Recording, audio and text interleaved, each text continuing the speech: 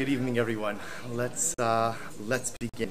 So, I'd like to, as we get started for the shir, I'd like to kind of begin a little bit differently, a little bit different than I normally begin. Obviously, we use this slot to go ahead and learn about the Parsha, and hopefully extrapolate some of the meaningful life and contemporary lessons from the Parsha.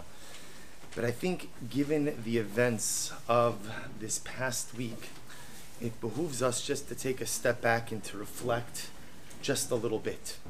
So first, we dedicate our learning this evening, Le'ilui Nishmas, the victims of the terrible massacre in Pittsburgh, Rose Mallinger, Melvin Wax, Bernice and Sylvan Simon, Joyce Feinberg, Daniel Stein, Irving Younger, Dr. Jerry Rabinowitz, Dr. Richard Gottfried, Cecil Rosenthal, and David Rosenthal. And then, we heard the terrible news that came out of Eretz Yisrael yesterday with the horrific car crash, the vehicular accident on the road by Engedi that took the lives of an entire mishpacha, the Atar family, parents Yariv and Shoshi, and their 6 children, Yaakov, Yisrael, Ataret, Ayala, Moria, Yedid, and Abigail.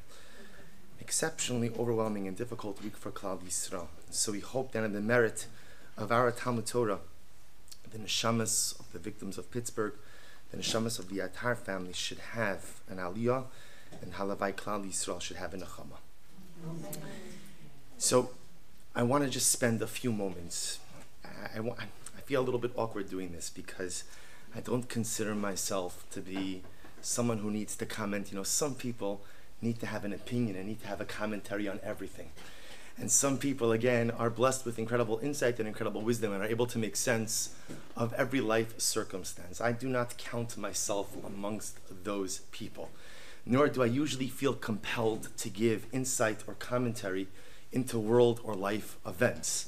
The truth is, we live in the age where, unfortunately, there's not yet prophecy. We'll have to wait for Mashiach to come in order for there to be prophecy again. And so many of the events which unfold around us often seem to defy comprehension.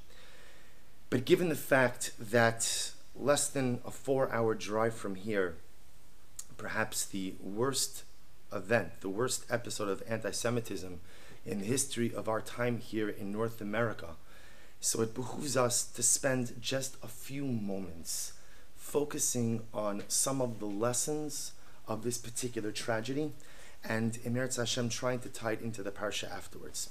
So I want to begin just by making a few simple points. And in no way are they authoritative, in no way are they meant to go ahead and be the be-all, end-all explanations. These are my own thoughts, as I, like many of you, have been struggling since Matzei Shabbos. We, in the shul here, we were celebrating such a beautiful simcha. We had a double simcha. One mishpacha made a bar and bat mitzvah on the same Shabbos. And after Shabbos, to find out that at the same time that we're celebrating, such a horrific tragedy unfolds just a mere few hours away, requires us to at least introspect a little bit and try to understand. So bear with me, this is not a political commentary, but just a few basic points. Number one, it's so incredibly important that we not make this terrible tragedy into an agenda item. The massacre in Pittsburgh is not a gun control topic. It's not a President Trump topic. It is one topic and one topic only: anti-Semitism. We are privileged to live in a beautiful community. And even though, unfortunately, crime is something that we contend with, we don't contend, per se, with anti-Semitic crime. And we live in this country, live in this gullus, we live in this exile, and it's been wonderful to us. This is a golden age of Jewry. We have unprecedented opportunities. We have unprecedented communal oof. We have unprecedented influence. And sometimes we like to think that anti-Semitism is a historical bygone. It was. What's what happened in Poland, what happened in Eastern Europe, what happened in Russia, and maybe in Eretz Yisrael they have to deal with it a lot because of terrorism. But by and large, we assume that here we're free of such ancient hatred. But the reality is we're not. We're not. Anti-Semitism, again, as we know, is on the uptick. And anti-Semitism, again, is very relevant and very much here. And all you have to do is travel just a few minutes outside of our Baltimore bubble to get a look or to get a comment or to get a statement. And all you have to do is interact with people who sometimes so innocuously and innocently make comments that are objectively anti-Semitic and objectively anti-Jewish. And it's important for us to recognize that we live in the diaspora. This is not a speech about Aliyah. And this is not, someone came over to me and they said, "Oh, Rabbi, you know what the message is over here?" And I said, "No, please tell me, Navi. Tell me, what is the message here?" So the message here is that we have to go and move to Eretz Yisrael. I said to him, "I don't believe in a God that teaches me that I have to go ahead and make Aliyah by butchering 11 innocent people. I don't believe that HaKadosh Baruch Hu operates that way. Do we need to make Aliyah? Of course. We all have to think about it, and if we're not going to, at least we have to feel guilty about it. We're Jewish. We have to feel guilty about something. At the end of the day, we don't belong here. This isn't our natural home. This isn't our ancestral homeland. We are visitors in this land. This country is wonderful to us. This country is gracious to us, but we are visitors. And if history repeats itself, there will come a point in time when, unfortunately, we'll be made to feel more and more like visitors. Anti-Semitism is real. And it's important that we understand that. It's important that we accept that. And it's important that we brace our children for that. This is a country which allows us to practice our Judaism freely, but it is not a Jewish country. It is a Gentile country that has been wonderful to us. But we must always be vigilant on a variety of levels. Unfortunately now on a physical security level, but in addition to that on a spiritual level as well. It's a country that sometimes is supportive and at the other times is so incredibly hostile to the values we have, to the beliefs we have. To make this about anything else other than rabid anti-Semitism is doing a disservice to the memories of those who were butchered. A second lesson. We must be mindful of the speech we use. We now live in a time where you cannot go ahead and turn on the news without hearing someone of prominence debasing, humiliating, or embarrassing someone else. And no, this is not code for the president, because everyone does this. Politics is disgusting. There's a fundamental lack of leadership on our national level. The age of morality in leadership, the age of taking the high ground in leadership, I'm not an old man, but seems to be something of a bygone era. Using social media to hurt people, using social media to debase people is something that is common each and every day, each and every moment. We as a people have been the target of hateful speech. And we have to make sure that we are respectful about the way we speak about other minorities. We as a Jewish people are not permitted to make jokes at the expense of other minorities. We as Jewish people cannot use derogatory terms for other minorities, even if they're Yiddish words. Just because a word is Yiddish does not mean that it has a place in a Jewish lexicon. The barbaric murderer who burst into a shul last Shabbos morning was fueled others with hatred, verbal hatred. Verbal hatred. We say, sticks and stones may break my bones, but words will never harm me. We know that's unequivocally false. Words hurt so much. Words create realities. And words sometimes spur people to do the most horrific acts. We can't control how the president talks. We can't control how the vice president talks, how the Democrats, how the Republicans. That's HaKadosh Baruch Hu's problem, because I don't know how else could solve that issue. But we could control how we talk. We can control the verbiage we use. We control how we speak about other ethnicities and how we speak about other races. We are an Or LaGoyim. We are a light unto the nations, and we must conduct ourselves accordingly. There is no such thing as a racial joke that has a place in a Jewish home, at a Jewish table, amongst friends. There is no derogatory term for any human being That is even, even when we speak about people like Hitler, like Haman, all right, we say Yimach Shemo v'zichro, his name should be obliterated. But we don't go ahead and use derogatory terms. We don't go ahead and disparage. We go ahead and we discuss. We highlight the idea that we want the names of the wicked to be obliterated. But the Jewish mouth can never be used to disparage another human being. And a third lesson. We must strive to be one people. And I'm very uncomfortable talking about this, but I feel like it requires, it has to be spoken about. Over the last couple of days, especially in some of the more right-of-center religious news outlets, there have been some pretty reprehensible things that have been said. Time being spent on, well, can you call the place where 11 Jews were murdered a shul? Could it be called a shul? Is it not called a shul? It was reform, it was this. And the truth is, the chief rabbi, Rabbi David Lau, whose words were terribly misquoted in the media, said it correctly. He said, it doesn't matter. It doesn't matter. That's not the discussion. Whether 11 Jews are murdered in a shul, a supermarket, a library, or in a house, Jews were murdered because they were murdered. We are witnessing the worst anti-Semitic event in North America. And we're fighting amongst ourselves as to whether or not a reform shul is called the shul, is called the synagogue, is called the JCC, is called the house of worship. We have to learn to put these differences aside. I'm sure many of you saw the article. It was a very difficult article to read in a publication for the LGBTQ community called The Advocate. And in it, it discussed that at the time of the attack in the shul in Pittsburgh, there was a bris, a double bris, happening for a same-sex couple. A gay couple was having a bris for their child. And the vitriol that has come out of the mouth of some, saying that, of course, they got what they deserved. An abomination. How could it be?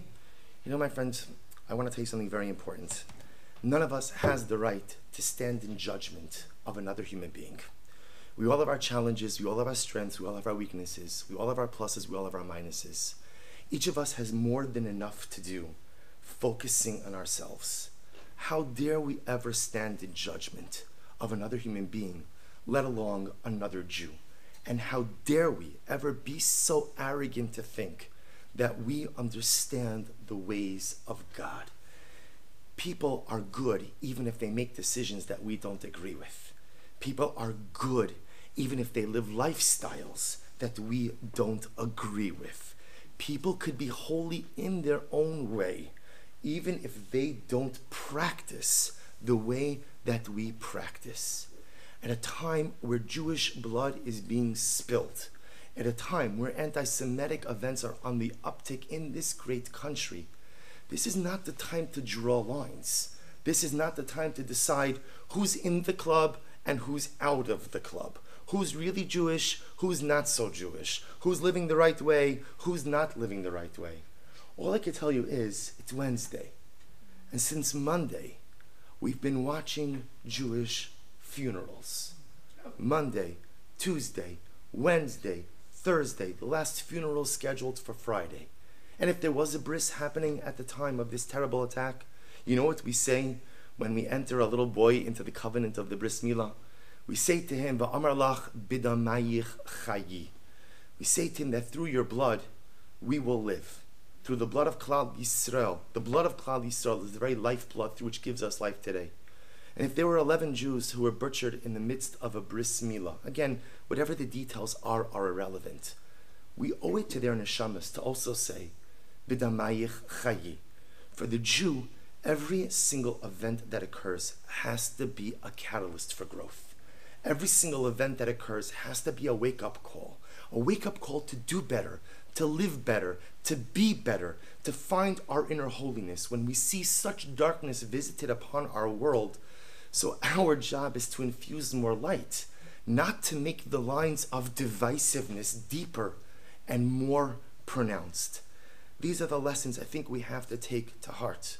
Understand that anti-Semitism, unfortunately, is alive and well. And we have to educate ourselves, we have to educate our children, and we have to really think about where we live, what we're doing, where the Jewish future ultimately resides. We must be mindful of the speech we use. Never to use hate-filled speech, even if used in jest or if used as a joke.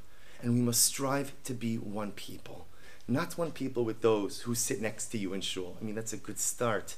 But not one people with just your neighbors. Not one people with people who look like you, dress like you, observe like you.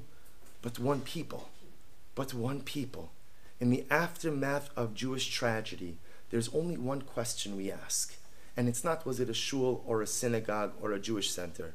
It's not, what were they doing, what type of lifestyle they were living. It's one simple question. What can we do to help? What can we do to heal the broken hearts? What could we do to repair Klal Yisrael? What can we do to just bring in a little bit more light into a world that at times feels so profoundly dark? And let us hope that Emeretz Hashem, in the merit of internalizing these lessons, that we will give an aliyah to the neshamas of all the victims of the Pittsburgh massacre, as well as to the beautiful neshamas of the Atar family in Halavai, in the zechus of growing from these incredible tragedies. May HaKadosh Baruch Hu bring an end to all of our tragedies, and may He usher in an ongoing and eternal period of nechama for Klal Yisrael. With that, I'd like to kind of segue a little bit into Parshas Chayei Sara. So if you take a look at number 1 on your sheet. So the opening part of the Parsha. Vayu Chayei Sara, mea shana ve'esrim shana ve'sheva shanim, Shnei Chayei Sara. So the pasuk begins in a very simple way, and we're familiar with these psukim. These are the years of Sara Imenu's life, 100 years, 20 years, 7 years. These are the years of Sarah's life. So there's a number of questions about this pasuk, but I really want to focus tonight on a simple question raised by the Lubavitcher Rebbe Zecher Tzadik Livracha. And the Rebbe writes in number 2 in his Likutei Sichos, Yadua, Sheshem Parsha, Mevate es Tochan Parsha Kula. So the Rebbe says something amazing. We all know that the names of the parshios are supposed to capture the essence of the parsha. So we have an obvious question. What's our obvious question? U'beinyanenu tzarich beir. Madua nikres haparsha b'shem Chayei Sara, ba'od shanose hamerkazi shel haparsha hi petiras Sara v'ha'iruim sheba'u be'ikvoseh. Very simple question, asked Lubavitcher Rebbe. Why is this parsha, called Chayei Sara, which means the life of Sara Imenu, when in fact the Parsha deals nothing with the life of Sara, but instead deals with the death of Sara and the events which occurred in the aftermath of Sara Imenu's demise. A simple question. Why call the Parsha Chayei Sara, the life of Sara, when the Parsha deals with the death of Sara, and again, Avram Avinu's life living without his beloved Sara? So I want to share with you a few approaches to this. But I think that to understand these approaches, what the Torah is trying to teach us is something incredible. Sometimes you only understand the enormity of a person's life when they're gone. The truth is, anyone who's ever lost a loved one and has sat Shiva for someone understands this dynamic. It's an amazing thing. You could have a very close relationship with your loved one, very close, and a good, healthy, beautiful, thriving relationship. Yet when you lose that person, that's only when you really begin to understand what that person meant to you in your life. And it's only when you really begin to understand the totality of that person's reach, that person's impact. So perhaps ultimately again, what this parsha is coming to teach us is Vayu Chayei Sara, is the Torah is telling us, do you want to understand the depth and profundity of Sara Imenu's life? The greatness of Sara seems to really only become apparent when? After she dies. It's after she dies that we really begin to understand who she was. But to take it a step further, what the Parsha is trying to teach us is something incredibly amazing. What do we all want out of life? What do we all want?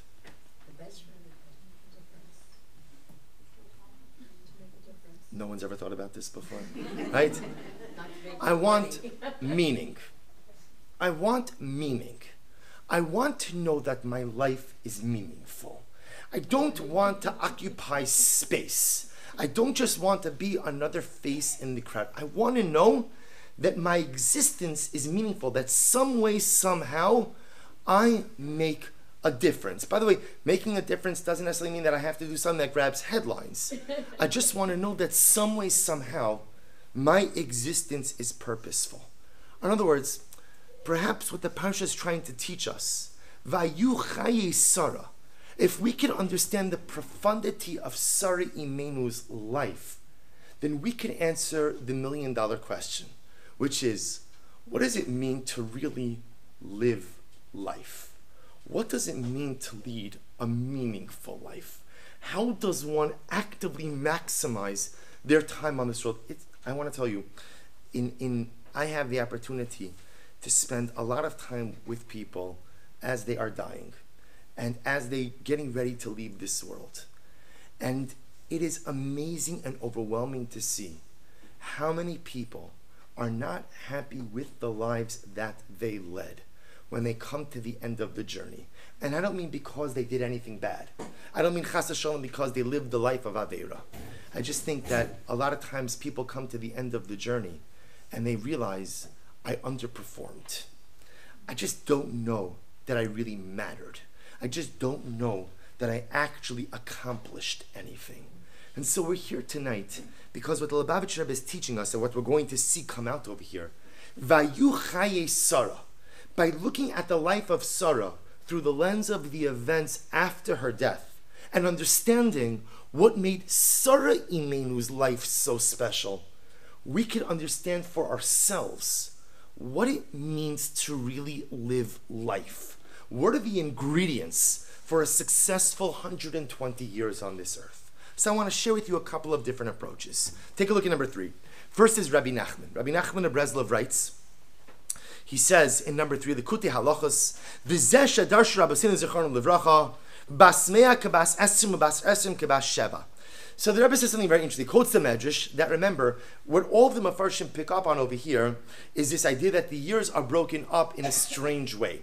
100 years, 20 years, 7 years. Why is it broken up that way? Just tell me she lived for 127 years. So the Medrash says it's to teach us that when she was 100, she was like 20, and when she was 20, she was like 7. So there are multiple different interpretations as to what that means. But Rabbi Nachman says something amazing. He says, Kizehu ikra shlemus, sheyaschil lichios b'chol pam. He says true completion in life begins or occurs when a person is willing to begin living at every moment. What does that mean? Shafilu kishamagia li me'azikna, yihya be'inav adayin yonik legamrei, ki'ilu lo hischil lichios v'la'avod Hashem klal. Even when I'm just going to explain, we'll translate the words, then we'll explain what the Rebbe is really trying to say. Even when a person gets old, a person has to view him or herself that I haven't even begun to yet live. I haven't even begun to accomplish. He says, "V'lavod Hashem klal v'yeschil lichios b'avodos yisparach b'chol pam michadash v'zeh b'chinas bas mea kebas esrim bas esrim kebas sheva shnei chayei Sara kulon shavin l'tova ki kol ma shemaskin atzadik hu adayin yonik be'inov kilo tinok adayin." So the Rebbe says that there are 2 ingredients to successful living. There are 2 ingredients. Now, there are many more than 2, but from Rabbi Nachman's perspective, there are 2 ingredients for successful living. Number 1, that no matter what I have accomplished in life, a person always has to remind themselves, I have not yet even begun to scratch the surface of my potential. It doesn't make a difference if you're 20, if you're 82, if you're 119. The Rebbe says successful living is reminding yourself that as much as you've done, and by the way, I want to point out, it's important to give ourselves a pat on the back for the accomplishments that we have. It's important to recognize the good that we've done. But at the same time, after I give myself the pat on the back, I have to remind myself, I have not yet even begun to scratch the surface. The Rebbe says that's what it means, that when Sara was 100, she was like she was 20, she was like she was 7, which means that even at the age of 100, and even at the age of 20, no 7-year-old walks around and says, wow, I think I should call it a day. I think I've done good. I've accomplished, true, there's a lot of 7-year-olds walking around like that, right? But from a deeper life perception perspective, no 7-year-old has any illusion of life completion because a 7-year-old knows deep down I haven't even begun to live. The greatness of Sara Imenu is that at every stage of life, she was like that 7-year-old child. Namely, she recognized who she was. She recognized what she had accomplished, but she also realized that for everything that I've accomplished, I have not yet even begun to scratch the surface of my potential. And the second lesson, says Rabbi Nachman so beautifully, is that to recognize when she's 100, she's like 20, she's like 7, Sara Imenu always reminded herself that I'm always young. Namely, what does it mean I'm always young? It's never too late to start over. Whether you're 100, whether you're 20, whether you're 7, we've spoken about this many times. The greatest gift that HaKadosh Baruch Hu gives us is the gift of new beginnings. And the most incredible aspect is, it's an inexhaustible supply of new beginnings. You could take as many as you want. You could use them as often as you want. And HaKadosh Baruch Hu is happy to keep doling them out. Rabbi Nachman says the greatness of Sara Imenu was captured by these two traits. When she was 100, she was like 20, she was like 7. Lesson number 1, no matter how much you've accomplished, be like that 7-year-old who has no illusions of self-accomplishment. Be like the 7-year-old who realizes that maybe I've done a lot of wonderful things, but at the end of the day, I have yet to begin to scratch the surface of my potential. And lesson number 2, when you're 100, be like you're 20, be like you're 7. Just like the 7-year-old knows tomorrow's another day. Tomorrow's a new beginning. There's a whole life ahead of me. Maybe when you get to 100, you can't say there's a whole life ahead of me. But no matter what age you are, you could always say, there's a whole day ahead of me. I'm young. And therefore, again, if I'm not happy with the way I've lived up until this point, I'm young, and therefore, again, I have the ability to start again. And it's never too late to start all over again. Rabbi Nachman says, here was the greatness of Sara Imenu. And these are the first 2 ingredients for living life. Reminding myself that I've not yet even begun to scratch the surface of my potential, and reminding myself that even if by 8:25 at night I feel old and tired, even if that's the way I feel, I'm not. I can begin again. I can start again. I have the same potential as that 7-year-old. Rabbi Soloveitchik in number 4 takes this a little bit differently. And the Rav here says something so beautiful. He says, Rashi also notes the seemingly superfluous words. These were the years of Sarah's life, Shnei Chayei Sara. What do these words mean? The word years would not refer to the numerical span of Sarah's life, for the verse had already indicated that she lived 127 years. Rather, Rashi says it is to be understood in a qualitative sense. All her years at 7, at 20, at 100, were equally good. Kulan Shavin Litova. What kind of person was this regal woman, and what constituted the uniqueness of her personality? So here the Rav says something absolutely amazing. Rashi is suggesting that the 3 divisions of life, childhood, youth, and adulthood, need not be mutually exclusive. One can retain the positive strength of past stages even as we progress in life. The charismatic covenantal personality, indeed, this is the mark of true greatness, is able to absorb and to experience the qualities of 3 periods simultaneously. What does this mean, says the Rav?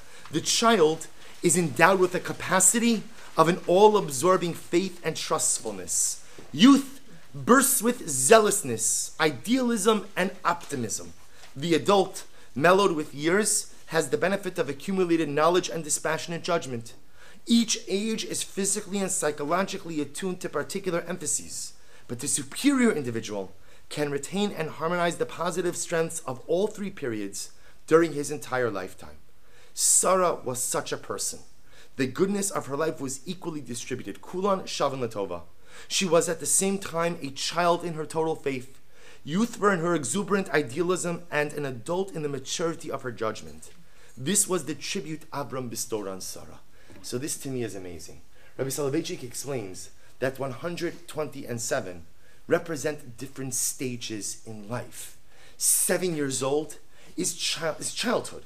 What's the most beautiful part about childhood? The most beautiful part? The world is your kosher oyster, right? You can do whatever you want, right? What entertains us most as adults? When you ask children what they want to be when they grow up, right? And you know, I often have to say this to parents and remind them. Sometimes kids will say something ridiculous or outlandish, and the parents will say, "Oh, stop that." never quash your child's desire to be whatever they want, no matter how ridiculous it may be. Don't worry, they're not going to be the washing machine. They're not going to be a turtle. They're not going to be a bat. But understand, that's the beauty of childhood. The beauty of childhood is that the world is open. The possibilities are endless, and everything is wonderful. The natural disposition of children is happy, carefree, optimistic. And if children are not like that, usually there's something else going on.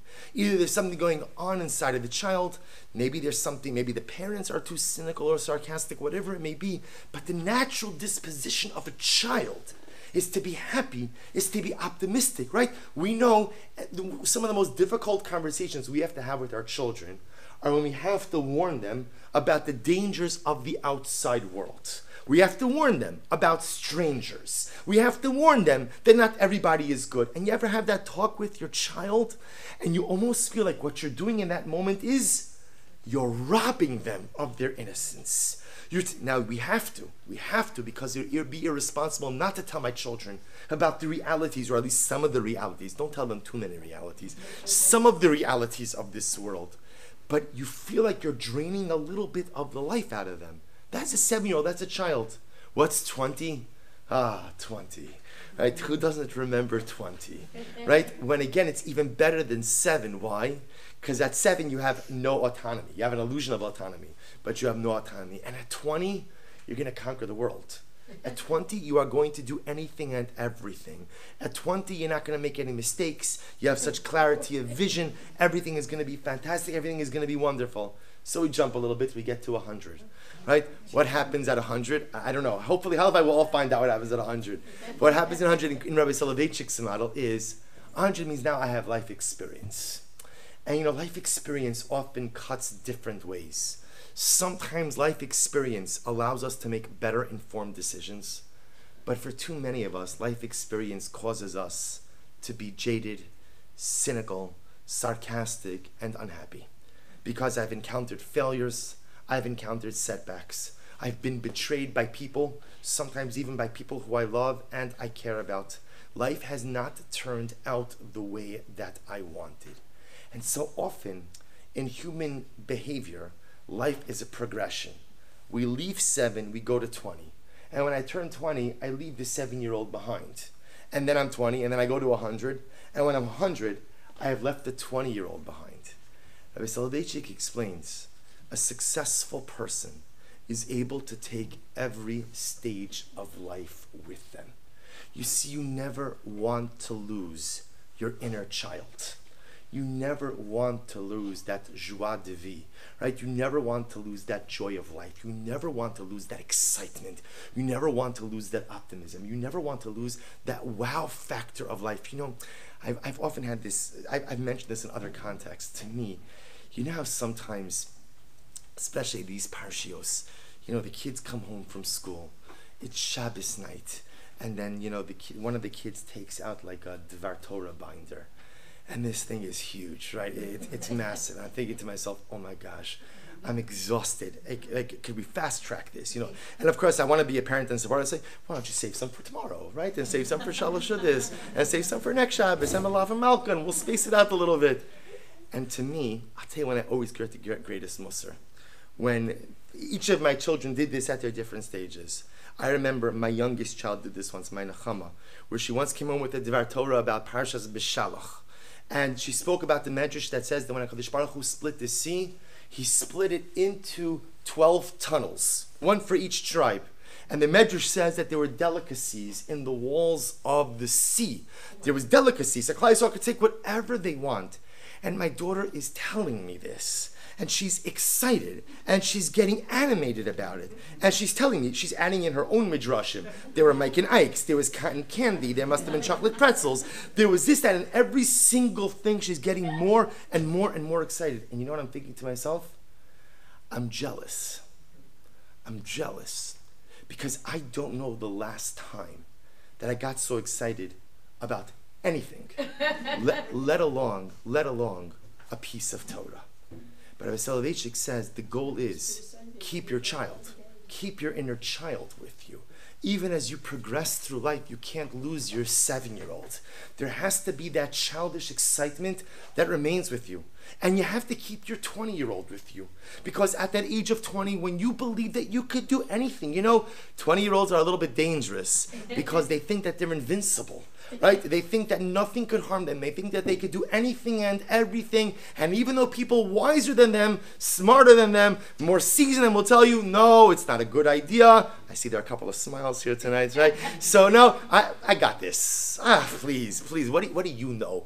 Because you've been in the world twice as long as I have, so you know more information? Of course not. But there's a beauty to that. You see, the goal is to temper that a little bit. That's when I become 100. When I become 100, I have life experience. I know how the world works. I know how I work. I know that sometimes things go the way you want it, and sometimes they don't, and you roll with the punches. But too many times in life, when we transition from one stage to the next, we leave the old stages behind and only embrace the present ones. Says Rabbi Soloveitchik, do you know the greatness of Sara Imenu?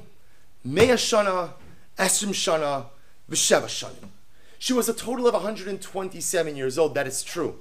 But she lived her life simultaneously as a 7-year-old, as a 20-year-old, as a 100-year-old.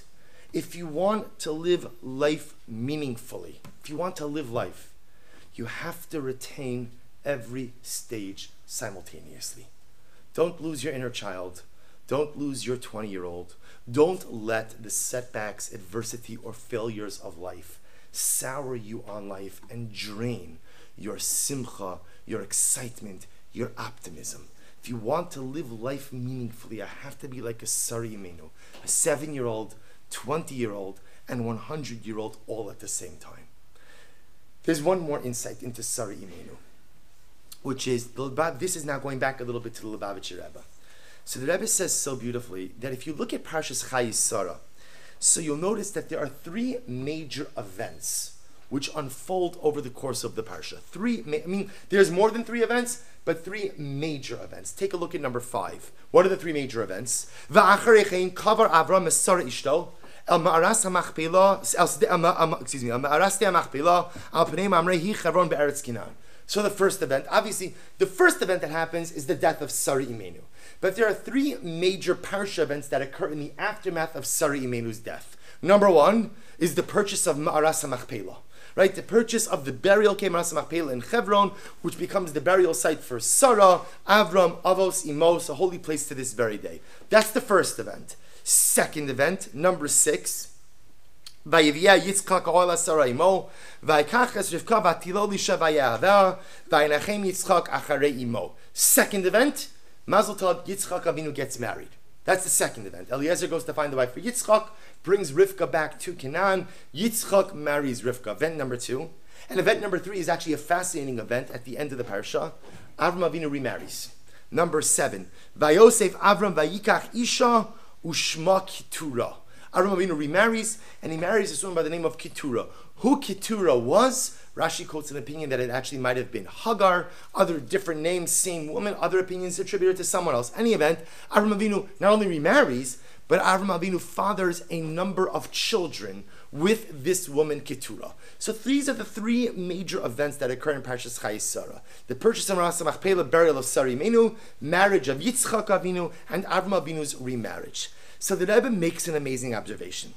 The Rebbe says, and again, kind of going with our theme, what are we trying to figure out tonight? We're trying to figure out how to live a meaningful life. And we're understanding now that only after Sara Imenu leaves this world are we gaining a true insight into how she lived. And if we understand how she lived successfully, maybe we could take those same traits, inculcate them within ourselves to allow us to live successfully as well. So says the Rebbe something amazing. What is the definition of life? What is the definition of Chaim? I know that sounds like a very strange question. Well, you could say, well, are you talking about physiologically? Are you talking about spiritually? So the Rebbe says, let's analyze, let's work on a definition. What does the word Chaim mean? So the Rebbe says something amazing. Take a look at number 8. Totally obscure source. The Lubavitcher Rebbe brings down. He says, by Para Aduma. So again, a moment of background. A person becomes tamei, a person becomes ritually impure by coming in contact with a corpse. The Torah outlines an entire procedure called the paraduma. You take the red heifer, you burn it, make it into ashes, mix the ashes, sprinkle it on the person who is tamei, who is ritually impure, and the person becomes tahor. So the Torah describes this process in number 8. So you shall take the ashes of the paraduma, v'nasan alav mayim chayim el keli, and you have to mix it with water. You have to mix the ashes with water. That's what you sprinkle. But when it comes to water, it's not just any water. It's what the Torah calls mayim chayim. It has to be, what does mayim chayim mean? So the English translation over here defines it as spring water. Water from a spring. Okay, take a look at number 9. The Mishnah Maseches Para says something absolutely amazing. We're not going to go through this whole Mishnah, but for our purposes, the Mishnah says as follows. The Mishnah says, Amayim hamichazovim psulim. So the Mishnah says, literally translated, inconsistent waters are invalid for mayim chayim. What's the definition of inconsistent waters? Hamichazvim echad b'shavua. Any water source that ceases to flow even once every 7 years is considered to be an inconsistent water source and cannot be used for the paraduma service. Or in other words, says the Lubavitcher Rebbe something so amazing, that for water to be considered mayim chayim, it has to be consistent. For water to be considered mayim chayim, it has to be continuous. It has to endure. So according to Lubavitcher Rebbe, again, and this is not his insight, this is Mishnah and Para. Mayim chayim doesn't just mean spring water. Mayim chayim means water which flows from a continuously flowing spring. If the spring occasionally dries up, you cannot use its water for para aduma. Chayim, says the Lubavitcher Rebbe, means something that is consistent, something that is continuous, and something that endures on an ongoing basis. Now watch this. Now that we have the definition of alive, of chayim, doesn't just mean alive, but it means continuous, something that endures, something that goes on uninterrupted. So Lubavitcher Rebbe posits that we learn something amazing about Sara Imenu. Skip for a moment to number 12. So this is from a sefer, Ma'at Min Ha'ar, which was written by a Rabbi Eli Wolf, who's a Lubavitcher Chassan, and what he did was he took many of the talks of the Lubavitcher Rebbe and kind of rearranged them into a little bit easier essay form. See, it's a long piece. We're not going to do all of it. I'm going to tell a lot of you outside, but look at this. Look at paragraph Aleph, the first paragraph. Mahim Chayei Sara, Ma Hayu HaChayim Shel Sara Imenu.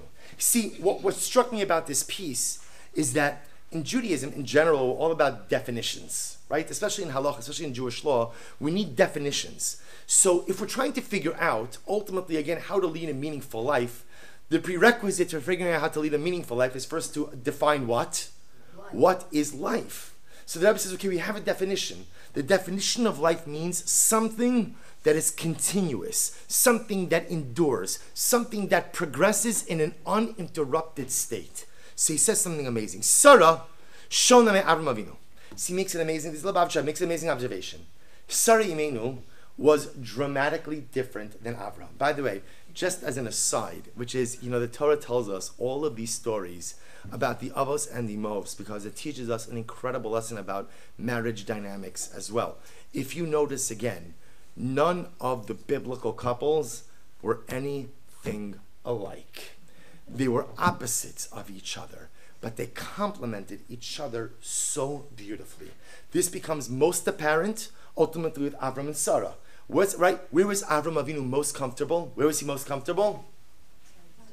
Out in the world. Out in the world. Avram Avinu's job, he felt his destiny was to shape humanity. Yet every single time we find Sarah, where is she? In the tent. And by the way, this is not a misogynistic thing. Oh, the lady's in the tent. There's something exceptionally profound that is unfolding over here. Sara Imenu was a powerhouse unto herself. So what is it that she's doing in the tent? So this is amazing. Look at paragraph Aleph. Sara shona me Avram Avinu. Avram haya abba shel Yitzchak, achu gam abba shel Yishmael. Avram Avinu was Yitzchak's father, but he was also Yishmael's father. Avram haya avamon goyim. Avram kasher lo rakli am Yisrael ibno Yitzchak, elegam lu'umos ha'olam kulam.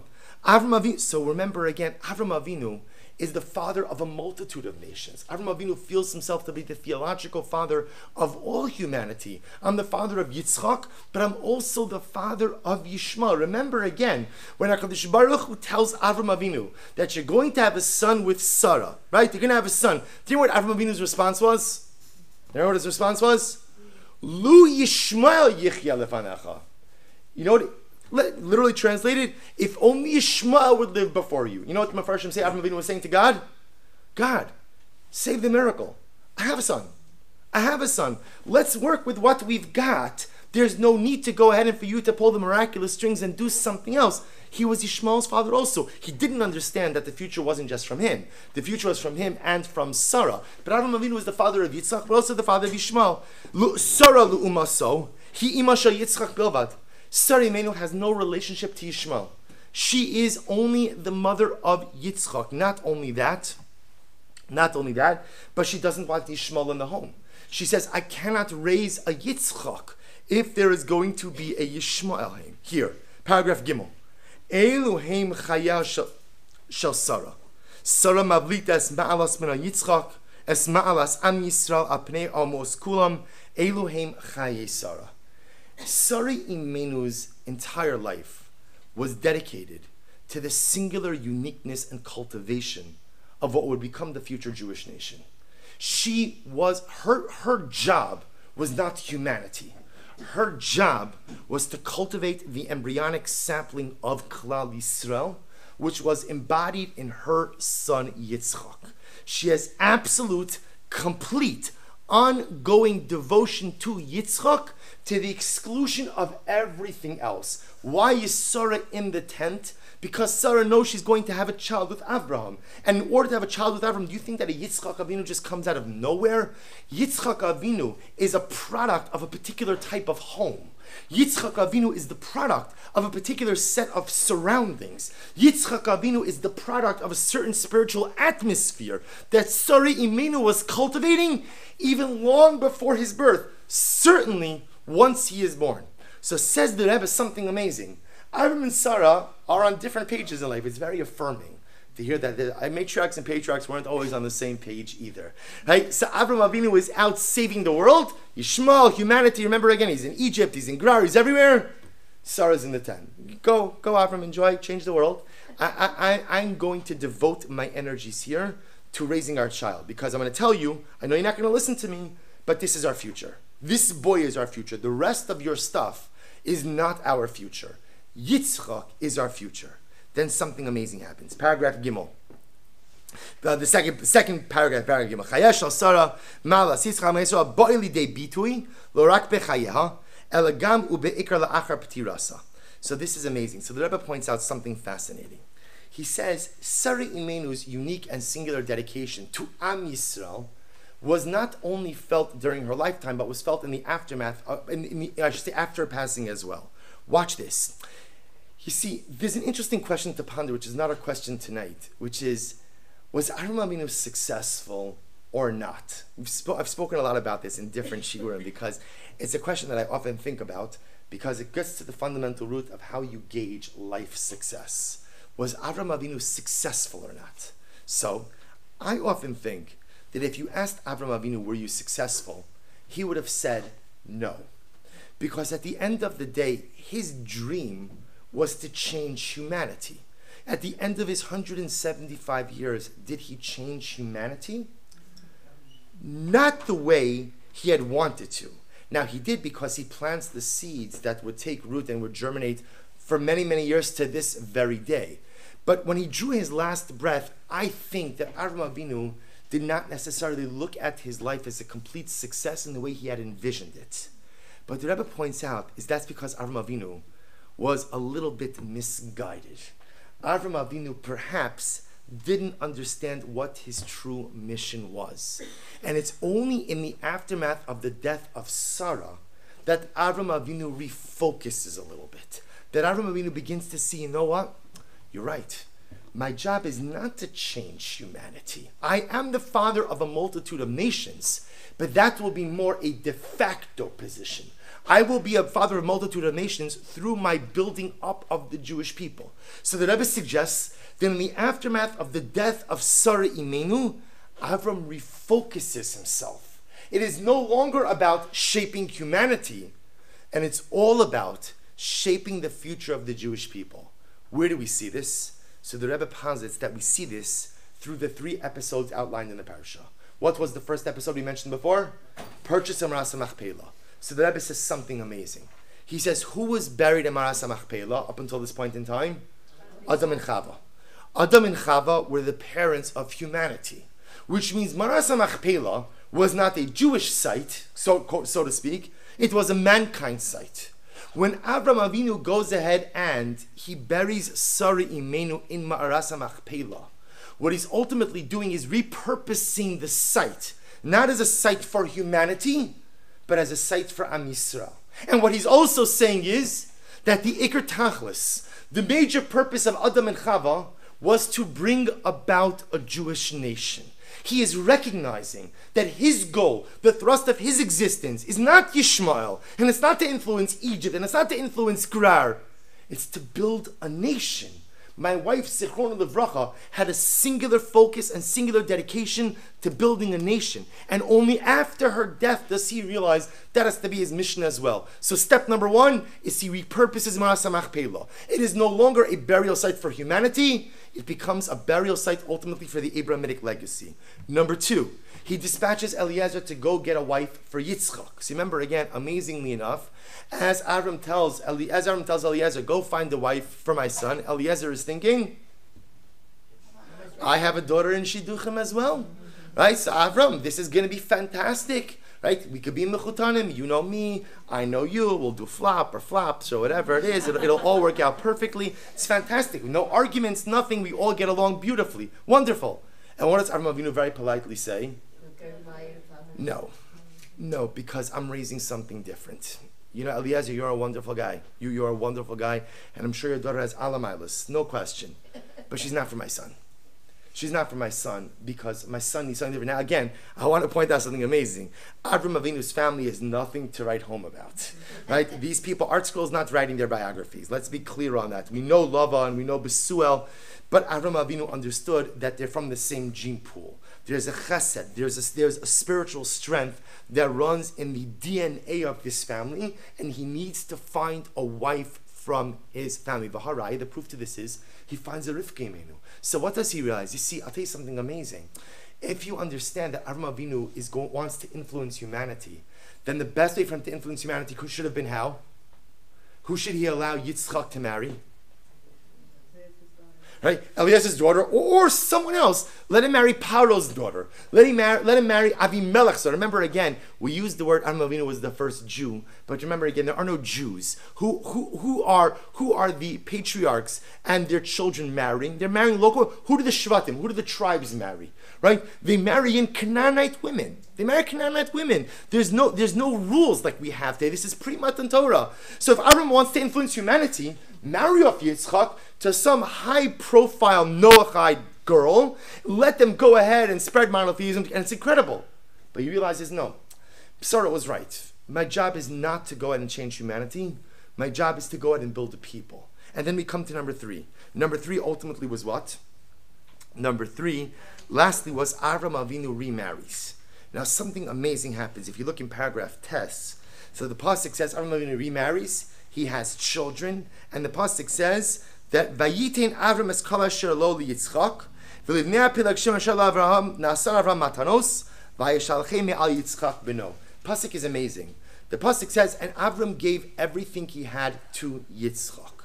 And to the children of the Pilagshim, to the children of his other wives, he gave them gifts, and he sent them away. I love you, I care about you, but you are not where I need to put my effort. My efforts, ultimately, again, are placed in Yitzchak. And as such, suggests the Rebbe something amazing. Look at paragraph Yud. Eile hayu Chayei Sara. Sara, hiya ima shal Yitzchak bilvad. Sara, hi ima rak shal Am Yisrael. Sara Imenu, her only identity was the mother of Yitzchak. I shouldn't say that. Her primary identity, her primary focus was as the mother of Yitzchak, the mother of the Jewish people. Sara ratzah lahavdu l'romem es Yitzchak mishara umos. Sara ratzah shegam Avram mina kamoa. And I want to say something amazing. Do you know the whole marriage? You know, every couple has something that they're always arguing about. Right? Oh, not like a deal breaker or anything like that, but like there's like always that one thing that we could just never see eye to eye on. Again, hopefully you get to a certain point in your marriage where you laugh about it, you could joke about it, but this irreconcilable difference that we are never going to see eye to eye on. Sara and Avram had that. Sara and Avram had that irreconcilable difference. Avram Avinu he thought his mission was to change the world, and Sara says, I don't know what she called him. Avram, I think you're wrong. I think you're wrong. I think your job is with Yitzchak. It's not with Yishmael. It's not with Mitzrayim. It's not with Grar. It's not with the world. It's with the son that you had from me. That's your future. But throughout your entire marriage, Avram Avinu is on a different page than his wife. And it's only after she dies does he realize the profundity of her personal work, and does he take it on himself. Only after her death does he realize she was right, I was wrong. And he goes on. The Rebbe goes on. He zochsa shadavar bali debitus. He now says, Rebbe, we see something amazing. Sara Imenu's life was all about what? Singular commitment to Yitzchak, to building up the nation. And now we understand why the Parsha is called Vayu Chayei Sara. What's Chayim? What is life? What is life? Remember what the Rebbe said? What's the definition of life? The definition of life is a process which endures continuously in an uninterrupted fashion. Sara Imenu truly lived life. Why? Because she devoted herself to things during her 127 years that continued uninterrupted even when she was gone. Even when she passed away, her life's work continued. It continued by her husband, afterwards by her daughter-in-law, afterwards by her grandson, so on and so forth. That's Chaim. Life is not a biological definition. Life is not even simply a spiritual definition. To live life means that I am engaged in something which is continuous, enduring, and uninterrupted. That is the definition of life. Now, if you take the Rebbe's definition of life, then we learn something absolutely amazing. Leaving aside ceremony for just a moment. Do you know what the great challenge of life is? The great challenge of life is that we get caught up in all the wrong things. You ever have a day where you made for yourself a to-do list and you were going to accomplish really very important things. And then what happens? Right? So you know how it usually starts is you get a phone call. Right? I said I wasn't going to answer the phone. I answered the phone, right? Or I got an email and they started this, and you go through a whole day. And I wasn't twiddling my thumbs. I wasn't counting ceiling tiles, but I didn't accomplish what I wanted to accomplish. And people go through an entire lifetime like that. Busy. I'm busy with plenty of stuff, but am I busy with the right stuff? Am I busy? Am I living life? The definition of living life means I'm actively involved in processes, in things which are so important that they will live on beyond me. And if it's not going to live on beyond me, then chances are it's probably not worth engaging in. Now, obviously, you can't go ahead and necessarily applies to everything. Like, you still have to go to 7 Mile Market, right? Yeah, I'm saying, even though, again, I can't see the existential value in doing food shopping, right? Obviously, there are certain mundane things in life that we have to partake in. But bigadol, think about this for just a moment. How much of our lives is spent doing things that, to be honest, are just really unimportant? They might be necessary, but they're just incredibly unimportant. So I'm alive, but I'm not necessarily living. The Rebbe says the definition of Chaim, the definition of life means to engage in a meaningful existence which will live on even when your biological life has come to an end. To live life, to do things, to engage in things that are so profound that they are continuous, they are enduring, they are ongoing, even when my life comes to an end. So we'll give a couple of examples of this. We know that we live in an age, we live in a society where a lot of times our families have to be two career families, right? And a husband has to work, a wife has to work, and obviously, especially for women, maintaining a career amongst multiple other responsibilities can be overwhelming. A person has to go ahead and make sure they have the right balance. You know, no one will ever remember that you stayed 2 hours extra in the office. But your children will always remember that you were home 2 hours less on that Sunday. Your coworkers don't sit shiva for you. I apologize for being morose. Your coworkers are not going to cry by your levaya. And your position, no matter how important you may be in your job or in your company, everyone is replaceable. Maybe it takes a day, maybe it takes 3 weeks, maybe it takes an hour. The people we're not replaceable to are the people we bring into this world and the people who brought us into this world. To our family, to our loved ones, we have to sometimes, we give the best of our energies and the best of our kohos to our jobs and to our careers, and we leave nothing over for the people who matter most. How many homes does it happen that people come home and they're exhausted after a day, and the kids want to speak or a spouse wants to speak, and often the refrain is, leave me alone. Right? All right, not that I was not to get so stark like that. Right? Leave me alone. We're gonna be nicer than that. Right? I'm too tired. Really? So it's more important to spend all of your kohos on your profession, on your job, and leave nothing over, no reserves for the people who love you and you're supposed to love. Life means putting in your kohos, putting in your efforts into the things that are going to continue on even when you are no longer here. Anything in life that stops when you draw your last breath, that's not life. That's not Chayim. Chayim by definition means enduring, ongoing, continuous, keeps on going. Vayu Chayei Sara. Another example, chesed. A person takes time to go out and do chesed. Do you know that sometimes the smallest things you do for people have the most incredibly dramatic impact? You know, we often think that to be a balas chesed means that, you know what, I'm going to cook for 75 families every Erev Shabbos by myself. I'm going to do it. I don't want any help. I'm going to do it. I'm going to deliver it. And I'm going to clean the dishes. And I'm going to sweep the floor. Okay, if you want to do that, great. But chesed doesn't have to be something so magnanimous. Chesed is, you know, I was just speaking to someone today who told me that she is a balas tshuva. And she went into one of the local shuls. She davened there for a year. And no one ever said hello to her. No one ever said hello to her. And ladies, you'll excuse me for saying this, women are much more guilty of this than men. Probably because men talk a lot more during davening. So at the end of the day, men socialize. And I want to tell you that the number of complaints I get from the other side of the mechitza about a lack of friendliness are 10 times more than on my side of the mechitza. You have to make people feel welcome. You have to reach out. Chesed doesn't have to be anything dramatic, but you go over to someone who's a new face and you say, hi, nice to meet you. My name is so-and-so. It doesn't even have to be followed by a lunch invitation. It doesn't have to be with, will you be my best friend? It could just simply be a hello. Simply be, so many people live their life on the periphery and they're never brought in. They're never included, not because people are mean, not because people don't care, but because we often just become a little bit self-absorbed. Do you know what it means for a person when someone else reaches out to them? Do you know how profound human contact is? Do you know how amazing it is when a person feels that someone else recognizes me? Do you know what happens when a person comes to shul and no one says hello? It's like you're not recognizing that I'm here.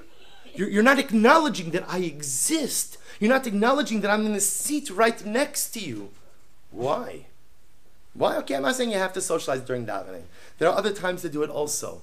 But a small act of chesed, and when you recognize a person, and when you reach out to a person, and when you do something nice for a person, you know a person is struggling with an illness. You know a person is struggling with some type of life adversity.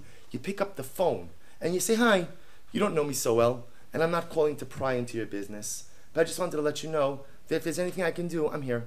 I know we don't know each other well, but you shouldn't feel alone. I'm here. You know the profundity of that call? Even if the person never, ever takes you up on your offer. That act of chesed, that little act of recognizing and reaching out to another human being continues on and on and on. That's Chayim. That's life. Because that act takes on a life, a trajectory, a momentum of its own. And I'm telling you, it goes on and on and on, even after you're long gone from this world. Tefillah. Tefillah, prayer. You know, sometimes in life, hopefully we have a moment where we take a step back and you say, you know, I don't know why I deserve all this. Now, people don't usually do that. Usually the reverse happens. When something bad happens, people say, I don't know why I deserve this. I would suggest that try it in the reverse. Because a lot of times we have brachos in life. And if we look at the brachos we have, even if we don't have all the brachos we want, I wonder, why am I blessed like this? What did I do to deserve these brachos? And sometimes the answer is absolutely nothing. Sometimes the brachos I have are not a result of me, but they're a result of the tefillos of my ancestors. Because each of us has a mother, a grandmother, a great-grandmother, whether they were religious, not religious, one thing is clear. A mother always davens for her child, and a grandmother always davens for grandchildren. And there's no such thing as a tefillah that ever goes in vain. Even if sometimes we think when we ask God for something and we don't get what we want, that the prayer is unanswered. No, the prayer may be unanswered with I didn't get the answer that I want. But there is no such thing as an unanswered tefillah.